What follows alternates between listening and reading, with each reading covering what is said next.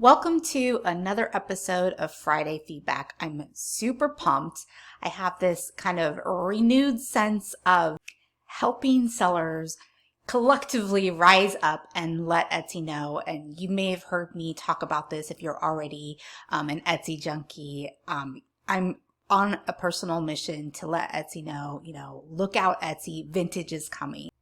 We often get put on the back burner at Etsy compared to handmade sellers, and I'm here to help you and myself personally to help show Etsy that we are just as creative as handmade sellers. We are just as talented, and we're just as serious of building businesses. And I'm starting with my own shop. I made my own personal goals for my Etsy vintage business super crazy high this year, and I intend on meeting those goals. And I also want to help you do the same, meet your own crazy goals and reach your dreams. I'm Tracy Hugelmeyer, owner of Rustic Eye on Etsy, my vintage shop that I've had since 2013. Also owner of VintagepreneurUniversity.com, where I help vintage sellers start, grow, and scale their business on Etsy. And I'm about to jump behind the screen so I can introduce you to today's awesome Friday feedback volunteer. But if you'd like to find out how to get your free review, all you have to do is become an Etsy junkie. I tell you exactly how to do that in the notes below, so check that out. All right, so introducing Rachael with Styled Ivy Home. Rachel's been selling since 2018 and she has 231 sales. She's off to an awesome start. She's obviously doing so many things right. A lot of people don't even get that far their first year or year and a half, right? I'm loving your logo, Rachael. I think it's really, really cute. And I also love how you kind of changed it up in your banner to be more muted against your background. I love that you have a photo. This is probably one of your products at one point in your banner. I would play with that a little bit because I don't think it's bringing out the best of your brand. And I'm going to talk about a little bit more of what I'm seeing as a theme in your shop and what you might want to pull into your banner in a moment. Okay.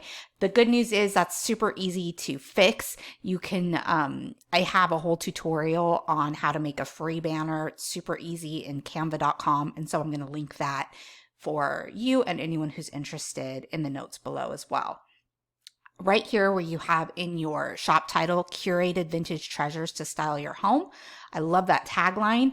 I always recommend that you put, if you have a tagline, put it in your banner somewhere instead of here because you want to use this little space to optimize for outside search engines like Google. So you want to come up with 2 to 3 keyword phrases for your shop that describe what it is that you sell, and you want to put those keywords just like you would in a title or tag to optimize for search engine optimization. You want to put that here in your shop title. So we'll see if we can come up with or talk about that in a little bit more too as we go through this. And in your item sections, I think that you've got a lot of variety, which isn't necessarily, a negative thing. I would optimize these. I would work on optimizing these a little bit more as well, because similar to your shop title, you want to be optimizing your pretty much everything in your shop for those outside search engines, and your section titles are one good way to do it because it's kind of like, think of them as the title of a page in your shop. So it's kind of like the main headline of what you're trying to tell those outside search engines that it's the main headline of what you have to offer on that page. So you want to be as descriptive as possible with keywords. So instead of saying books, you want to at least say vintage books or vintage history books if you have a specialization, for example. But vintage books would be much better than just books by itself. And the other thing that I noticed is here where you have metals, you've got a lot of brass. And I'm noticing brass as kind of a recurring theme in your shop too. So I would actually recommend that you make a section that's completely vintage brass, or vintage brass decor even would be even better, because that's being very specific about what you're offering. And the other metals, you can either put them in another section, but I think you should I'm keying in on that right away. And I think you should play on that in your shop as well. It might even be one of your primary keywords for your shop title. And when I say your primary keywords, you want to put them in your shop title, but also in other places in your shop, like your about section, your announcement, and then other places sprinkled throughout your descriptions and things like that. So vintage brass decor, that's one thing that I'm picking up just by looking at your shop that you can think about.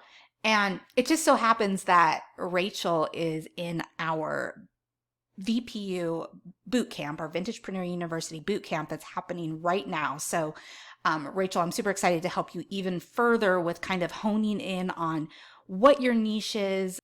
Okay, so I chose this super cute pineapple wood dish to review, and I just love it. And not only that, but last time I checked, these things are super popular. So while some people might look at your price and think that price is high, I don't think it's high at all. I think that it's perfectly on point.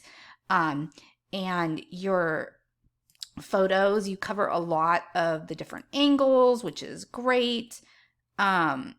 I don't really see anything here that I would add. You've got scale by having your hand in there, and you're showing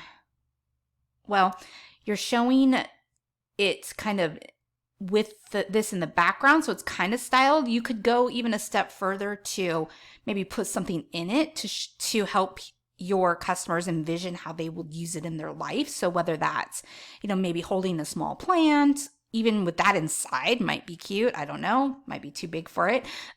Or you could, put some miscellaneous items in there and talk about how it would be cute to corral small items, something like that. Completely up to you, but that's an additional idea for a photo if you wanted to add more. It's always advisable, of course, to have all 10 photos. I know it's not always possible, but the more photos you have, the more you can help show your customers answer the questions that they have about it too. All right, so as far as your your item title, it looks really good. Lately, Etsy is recommending that we use shorter titles, but really what it comes down to is what your customer sees like in a search. And so as long as you have your, and it looks good. So in other words, having a bunch of keyword stuffing never really looks good or ideal to a customer, but you can do it in a way like I think you've done it fine here, where you just kind of list out what it is in large or long tail keyword phrases. And as long as you're putting your first thing that you want the customer to see, like in a search first, then you should be good to go.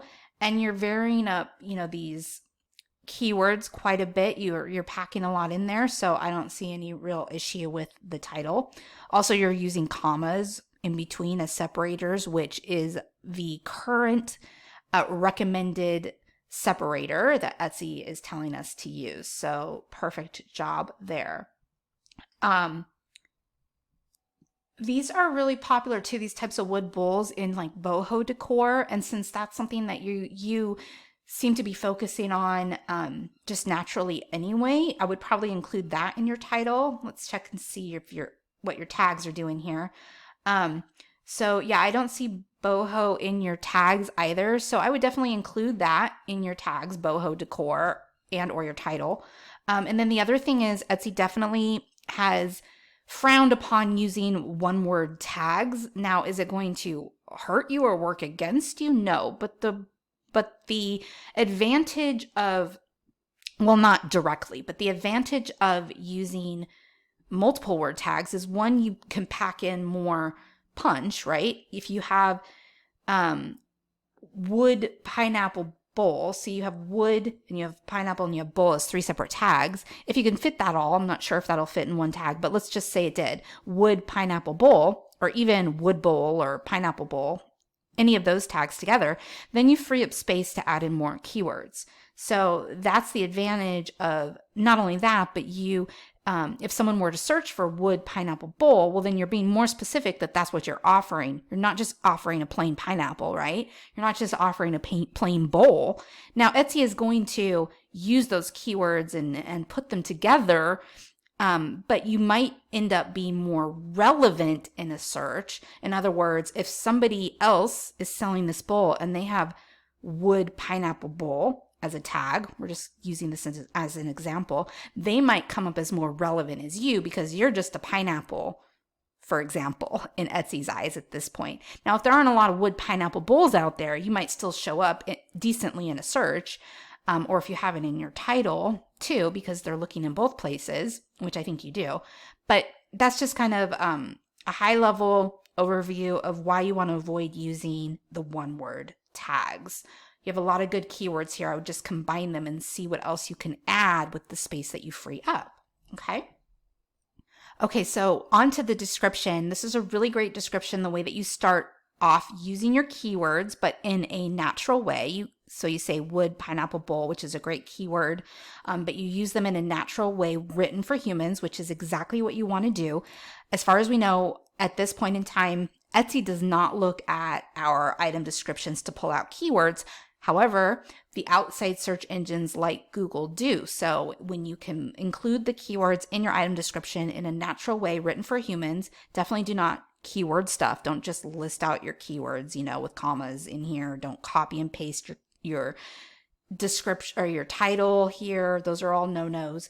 But in a natural way, written for human, that's perfect. I also love how you are describing how it can be used for a fun fruit bowl. You've already kind of done what I had suggested by giving a suggestion for use to your buyers and helping them envision in their life. It would be even better and to take that a step further and like put some fruit in the bowl and take a picture. So that's kind of what I mean by that. And I also like how you pull out the measurements in a very clear way. So, somebody's eye can naturally go to this as a section in your description. So it's not kind of like just jumbled in somewhere. You can clearly see what the description is, or what the measurements are. Also, that you put that they're approximate. I do that all the time. So I highly recommend that because you're never going to have an exact measurement. And I've never had an issue saying that the measurements are approximate. So that's, I think, great to do as well. And then right here, these next two paragraphs, items are sold as is. Please note that all items in my shop are secondhand and thus have the general wear expected with secondhand items. Again, this is something I would completely take out, and it goes back to what I was saying before. I think it's safe to say that most people know that vintage items are used, enough so that you don't have to state it. And again, I think that there's a lot of bad information out there and recommendations to throw these kind of things in so that you can kind of get ahead of the quote unquote problems. But it's actually, in my opinion, working against you when you do this, because the amount of times that you're going to have somebody buy something that is vintage and then come back to you and be like, what the heck, this is used, I don't think that's ever quite honestly happened to me. I know it's happened to people. I've heard them talk about it, but in my 7 years or whatever it is that I've sold vintage on Etsy, I do not think that has ever happened to me. What I'm trying to get at is it's not necessary to put it in there, and instead you could be turning away people because this is kind of a negative statement and you want to remove those negative statements. Yes, you want to be clear about what it is that you will not do, but you can do it in a positive way if you really feel the need to put it in there. And definitely don't put it in your descriptions. Put it in your policies at the very, if you must put something in there, make it as positive as you can and put it in your policies, not in your item descriptions. And then I do not offer refunds unless an item has been damaged during shipping. Please be sure to read my descriptions carefully and feel free to contact me for additional images or questions about items. This isn't horrible, but again, I would recommend taking it out just because first of all, I would recommend you take refunds, but if you don't want to do that, of course, it's your decision. And you can put it in your policies and leave it out of here. It doesn't need to be in your item description. You want to keep your item description as fun and as positive as possible, because when people read the item description, they're literally making the decision if they want to buy from you. So why stick a negative in there? Make it as positive and as inviting and as welcoming as possible. And then the only other thing one of the things that I would recommend here is to include some type of link back to your shop. So whether that be back to another item that is close to this, that, check out some more wood bowls available here, like to a section, or there's a coordinating cup here, or whatever it is, or you can see all my items, my boho decor items here, or all my items here. You're putting them back to your shop in some way or another. And that does a couple things. It helps keep people in your shop, which will, if they're not going to buy this thing, then maybe they'll buy something else from you, right? It also helps your retention or lowers your bounce rate. And those are all things that definitely outside search engines care about. Etsy has not specifically told us they care about how long somebody stays in your shop, but it's very possible that's part of the algorithm that we don't know about, because there's always going to be parts of the algorithm that are confidential, and they're not going to share every single detail with us. That's just the nature of algorithms. They share some things with us. They share quite a bit with us.